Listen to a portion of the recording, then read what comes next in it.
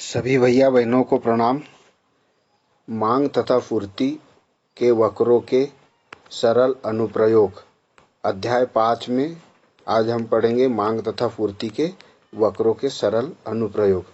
यह इकाई कुल 5 अंकों की है।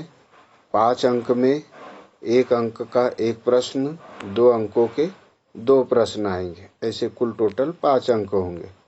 तो वस्तुनिष्ठ प्रश्न इस प्रकार से होंगे। सही विकल्प चुनकर लिखिए। तो सही विकल्प चुनकर के लिखने में नंबर 1, साम्य कीमत का निर्धारण निम्न में से किसके द्वारा स्थापित होता है। तो साम्य कीमत का निर्धारण उत्तर अ मांग, ब पूर्ति और स रहेगा अ और ब। तो अ और ब दोनों के द्वारा साम्य कीमत का निर्धारण होता है। दूसरा, साधन कीमत निर्धारण के निम्न में कौन से घटक है। साधन कीमत निर्धारण में घटक कौन से है। तो उत्तर में आएंगे हम अ लगान, ब मजदूरी, स ब्याज, द रहेगा उपयुक्त सभी। तो साधन कीमत निर्धारण में लगान, मजदूरी और ब्याज तीनों सही है, इसलिए उत्तर आएगा उपयुक्त सभी। कौन सा उत्तर रहेगा? उपयुक्त सभी। तीसरा प्रश्न है, बाजार में वस्तु की कीमत उस बिंदु पर निर्धारित होती है। कौन से बिंदु पर निर्धारित होगी बाजार में वस्तु की कीमत? जहां पर उत्तर रहेगा इसका वस्तु की मांग बराबरी से वस्तु की पूर्ति। अगला प्रश्न है, लगान क्या है? लगान किसे कहते हैं? तो लगान है, उत्तर आएगा इसका वास्तविक लगान। कौन सी लगान? वास्तविक लगान ऋण हस्तांतरण आय। वास्तविक लगान में से हस्तांतरण आय को घटा देंगे तो क्या निकलेगा? लगान। पांचवा, निम्न में से कौन सा कथन सही है? तो अ दिया हुआ है कथन, श्रम की मांग उत्पादक द्वारा की जाती है। दूसरा है, श्रम की मांग उसकी उत्पादकता पर निर्भर करती है। तीसरा है, श्रम की सीमांत उत्पादकता उसकी अधिकतम मजदूरी होती है। तो ये तीनों सही है। उत्तर क्या रहेगा इसका? उपयुक्त सभी। क्यों? क्योंकि श्रम की मांग उत्पादक द्वारा की जाती है, उत्पादन होगा तो श्रम लगेगा ही। दूसरा, श्रम की मांग उसकी उत्पादकता पर निर्भर होती है। अगर मजदूर में कौशल है, गुण है तो उसे बुलाया जाएगा, अन्यथा नहीं बुलाया जाएगा। तीसरा है, श्रम की सीमांत उत्पादकता उसकी अधिकतम मजदूरी होती है। जो श्रमिक में जितना ज़्यादा से ज़्यादा कौशल होगा, गुण होगा, उसकी मजदूरी भी उतनी अधिक होगी। इसलिए ये तीनों पॉइंट सही है। रिक्त स्थानों की पूर्ति कीजिए। तो रिक्त स्थानों में है साधन मांग, खालिस्तान मांग होती है। तो साधन मांग कौन सी मांग होती है? व्युत्पन्न मांग होती है। दूसरा, कृषि वस्तुओं के लिए कीमत निम्नतम सीमा को खालिस्तान भी कहते हैं। तो कृषि वस्तुओं के लिए कीमत निम्नतम सीमा को क्या कहेंगे? न्यूनतम समर्थन मूल्य। न्यूनतम समर्थन मूल्य भी कहते हैं। हर साल सरकार निर्धारण करती है कृषि वस्तुओं के समर्थन मूल्य को। FAD सिद्धांत खालिस्तान द्वारा प्रस्तुत किया गया। FAD सिद्धांत किसके द्वारा प्रस्तुत किया गया? प्रोफेसर अमर्त्य सेन के द्वारा प्रस्तुत किया गया। चौथा है, मजदूरी एवं श्रम पूर्ति के बीच खालिस्तान संबंध होता है। तो मजदूरी और श्रम के बीच धनात्मक संबंध होता है। पांचवा है, आधुनिक विचारधारा के अनुसार लगान साधन की खालिस्तान के कारण होती है। तो किसके कारण होती है? विशिष्टता के कारण। आधुनिक विचारधारा के अनुसार लगान साधन की विशिष्टता के कारण उत्पन्न होती है। लगान किस लिए लिया जाएगा? उत्पन्न होगा साधन। तो जैसे खेती, तो कृषि में अगर उत्पादन होगा, जितना उत्पादन होगा उतना उसकी लगान होगी। सत्य असत्य। पहला, पूर्ति वक्र का वह बिंदु जहाँ कोई फर्म सामान्य लाभ प्राप्त करती है उस फर्म का सम विच्छेद बिंदु कहते हैं। उसको क्या कहेंगे? श्रम विच्छेद बिंदु कहते हैं। तो यह सत्य है, खालिस्तान में भी दे सकते हैं। पूर्ति वक्र का वह बिंदु, किसका बिंदु? पूर्ति वक्र का। जहाँ कोई फर्म सामान्य लाभ प्राप्त करती है, सामान्य लाभ प्राप्त करती है, उस फर्म का सम विच्छेद बिंदु कहते हैं। उस फर्म का वह क्या होगा? सम विच्छेद बिंदु। कहाँ? पूर्ति वक्र का वह बिंदु। कौन सा? जो कोई फर्म सामान्य लाभ प्राप्त करती है। दूसरा, पूर्णतया प्रतियोगी बाजार में। कौन से बाजार में? पूर्णतया प्रतियोगी बाजार, जहाँ पर वस्तुओं की प्रतियोगी हो रही है और क्रेता और विक्रेता दोनों प्रतियोगिता करके वस्तु खरीद रहे हैं। पूर्णतया प्रतियोगी बाजार में किसी फर्म का मांग वक्र पूर्णतया लोचदार होता है। मांग वक्र कैसा होता है? लोचदार होता है। यह बाजार मूल्य पर एक सीधी क्षैतिज रेखा के रूप में होता है। सत्य है। कैसा? ये सही है। तीसरा है, साधनों की कीमतों में वृद्धि होने से, साधनों की कीमतों में वृद्धि होने से फर्म के पूर्ति वक्र के बाईं ओर हस्तांतरित होने की संभावना होती है। सत्य है। साधनों की कीमतों में वृद्धि होने से फर्म के पूर्ति, कीमतों में वृद्धि होगी तो पूर्ति वक्र के बाईं ओर हस्तांतरित होने की संभावना होगी। सत्य है यह भी। चौथा, बाजार पूर्ति वक्र को विभिन्न व्यक्तिगत फर्मों के पूर्ति वक्रों के क्षैतिज संयोजनों से प्राप्त किया जाता है। सत्य है। पांचवा है, पूर्ति का नियम यह व्यक्त करता है कि कम कीमतों पर पूर्ति ज़्यादा होती है। असत्य। कम पूर्ति पर, कम कीमत पर क्या होगा? पूर्ति कम होगी, अधिक कीमत पर अधिक होगी। सही जोड़ी बनाइए।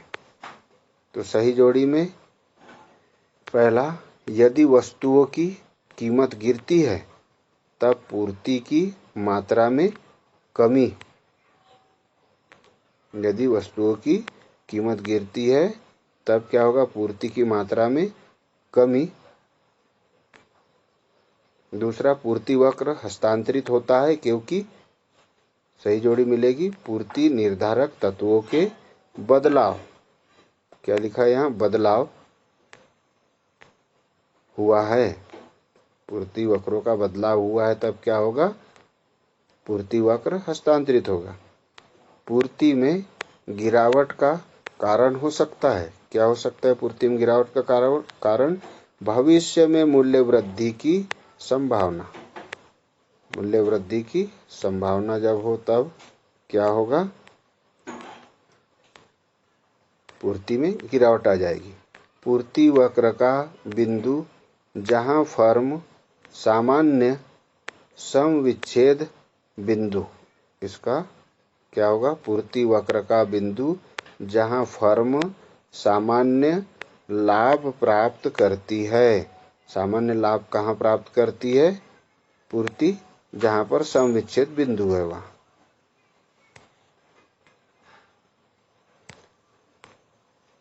पांचवा, किसी फर्म के पूर्ति वक्र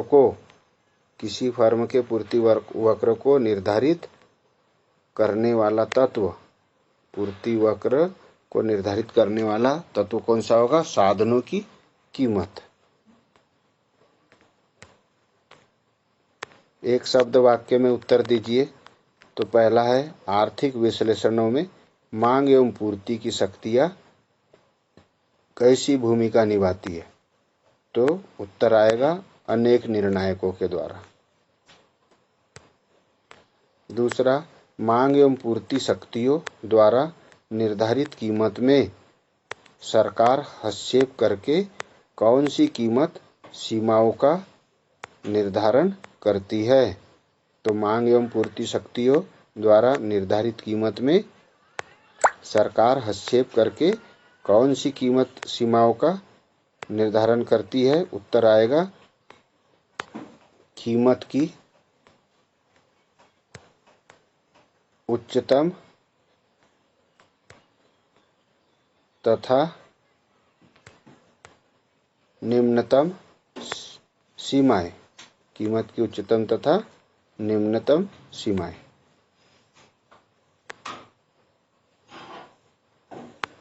तीसरा है मांग एवं पूर्ति शक्तियों का, कौन सी शक्तियों का? मांग एवं पूर्ति की शक्तियों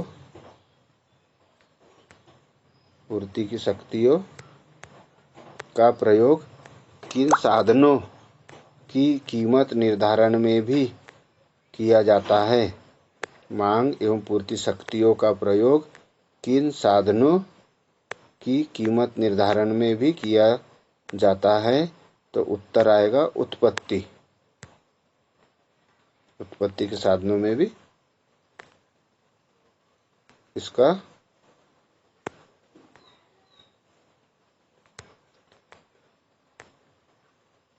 मांग और पूर्ति की शक्तियों का प्रयोग किन शक्तियों में? कीमत निर्धारण में भी किया जाता है। उत्पत्ति के साधन की पूर्ति उसकी किस लागत से निर्धारित होती है? उत्पत्ति के साधन की पूर्ति उसकी किस लागत से निर्धारित होती है? तो अवसर लागत से। उत्पत्ति के साधनों की पूर्ति किससे निर्धारित होगी? अवसर लागत से। उस अवसर पर कितनी लागत होती है? उत्पत्ति के साधनों की पूर्ति उसकी अवसर लागत के आधार पर की जाती है।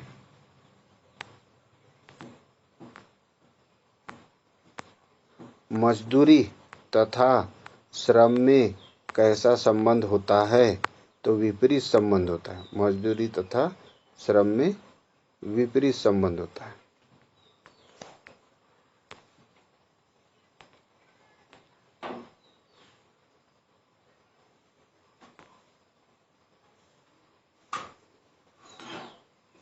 अति लघुत्तरीय प्रश्न। अति लघुत्तरीय प्रश्न में वस्तु की अतिरेक मांग से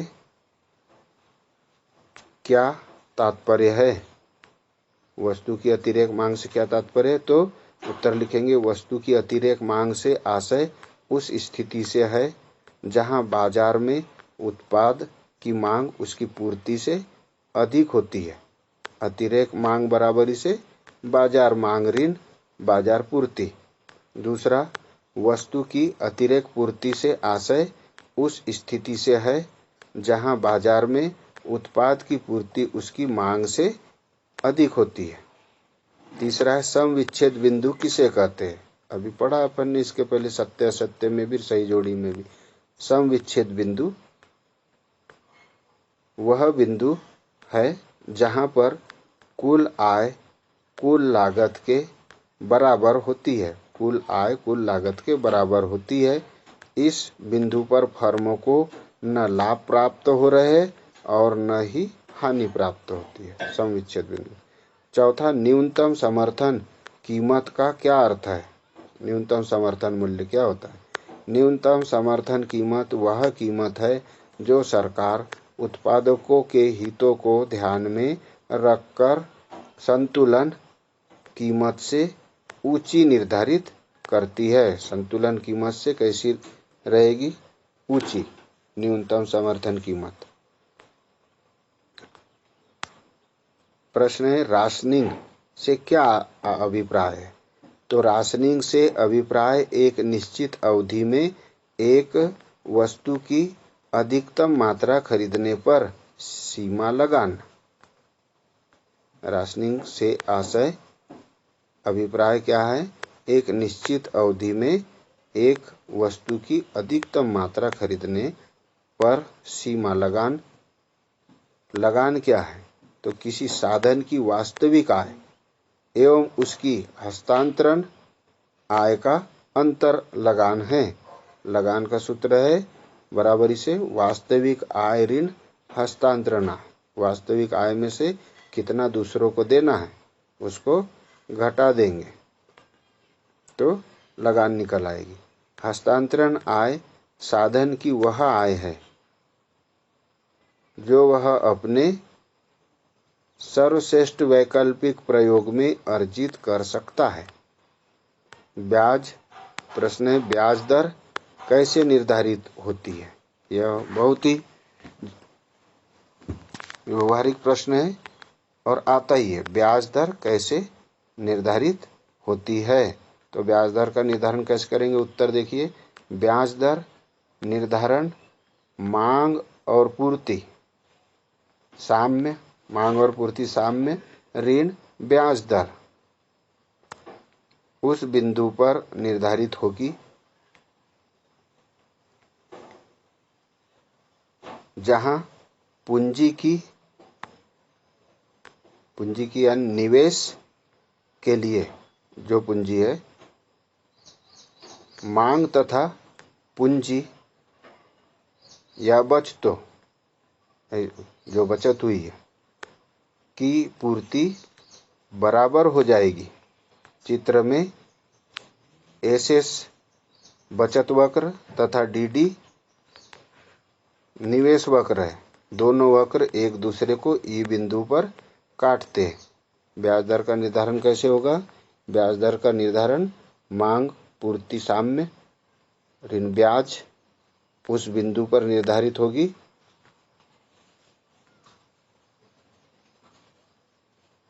ब्याज दर उस बिंदु पर निर्धारित होगी जहां पर की पूंजी की मांग तथा पूंजी की पूर्ति, जितनी पूंजी की मांग होगी और जितनी पूंजी की पूर्ति हो रही है जहां बराबर होगी हो जाएगी। जिस बिंदु पर बराबर होगी वहां ब्याज का निर्धारण होगा। देखते हैं चित्र में एसएस वक्र क्या है? बचत वक्र है तथा डीडी वक्र मांग वक्र है, निवेश वक्र जिसको।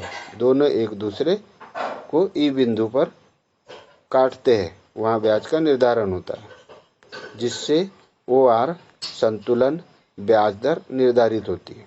यहाँ हम देख रहे हैं चित्र में OI बिंदु पर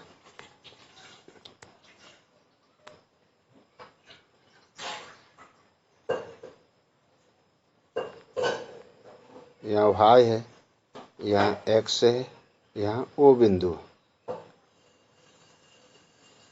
तो यहाँ पर दिखाया गया OI, इस पर क्या है? Rate of interest. यहाँ रेट ऑफ इंटरेस्ट है और यहाँ पर डिमांड है, मांग है। तो यह वक्र एक दूसरे को हम देख रहे हैं कि यहाँ पर क्या है? इंटरेस्ट आई द्वारा प्रदर्शित कर देंगे हम इसको, और यहाँ डी द्वारा डिमांड है ना। तो जितनी मांग होगी उतनी ही पूर्ति हो रही है ना। जितनी demand and supply, demand and क्या है? सप्लाई। जितनी मांग है उतनी ही यहाँ देख रहे हम इस बिंदु पर पूर्ति हो रही है। तो यहाँ क्या हो गया? ये मांग का ब्याज का निर्धारण हो गया। तो यहाँ पर यह डीडी वक्र है। कौन सा वक्र? डीडी वक्र है और वहीं पर उतनी ही पूर्ति हो रही है। ये एसेस वक्र है।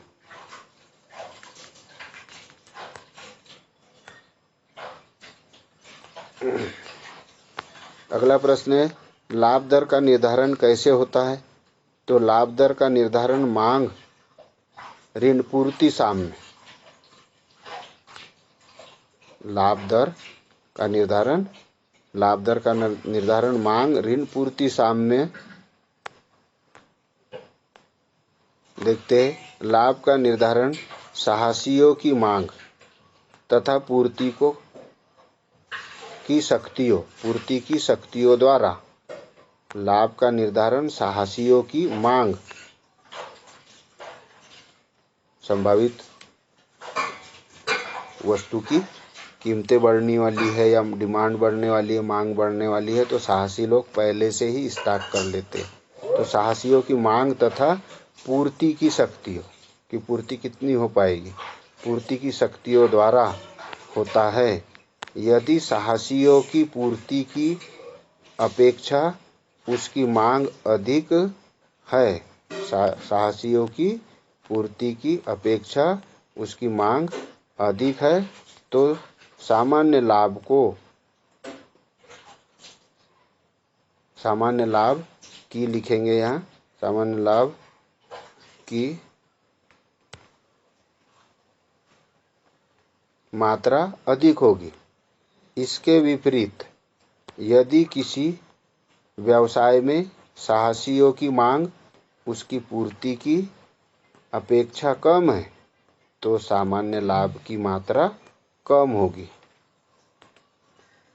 वस्तुतः सामान्य लाभ की दर का निर्धारण वहाँ पर होता है जिस बिंदु पर साहसियों की मांग तथा पूर्ति बराबर हो जाए। लाभ सदैव प्रतिशत में निर्धारित किया जाता है। चित्र में डी साहसियों की मांग रेखा है तथा एसेस वक्र क्या है? एसेस वक्र साहसियों की पूर्ति रेखा है। डी वक्र साहसियों की मांग रेखा है और एसेस वक्र साहसियों की पूर्ति वक्र है। दोनों रेखा किस बिंदु पर काट रही है? ई बिंदु पर एक दूसरे को काटती है। अतः ई बिंदु साहसियों की मांग व पूर्ति का संतुलन बिंदु है। ई बिंदु क्या है? मांग एवं पूर्ति का संतुलन बिंदु है, जहाँ पर साहसियों की मांग व पूर्ति आपस में बराबर है। लाभ दर इसी संतुलन बिंदु पर निर्धारित होगी। यहाँ पर देख रहे हैं हम कि चित्र में वो बिंदु है, ये वाई बिंदु है। वो वाई पर क्या दिया हुआ है? रेट ऑफ प्रॉफिट, लाभ। और वो एक्स बिंदु है, वो एक्स बिंदु पर मूल्य दिया हुआ है। तो यहाँ पर देख रहे हम डी वक्र ये दिया हुआ है, जितनी मांग है उतनी ही उसकी पूर्ति है। और यह किस बिंदु पर काट रहा है? ई बिंदु पर काट रहा है। तो ई बिंदु पर काट रहा है, तो जितनी मांग है उतनी ही उसकी पूर्ति है। साहसियों की जो मांग है पूर्ति भी उतनी ही है। तो यहाँ पर यह एम बिंदु जो है यह मूल्य निर्धारित करेगा और ये पी जो है यह लाभ प्राप्त होगा, उसे कितना लाभ प्राप्त होगा।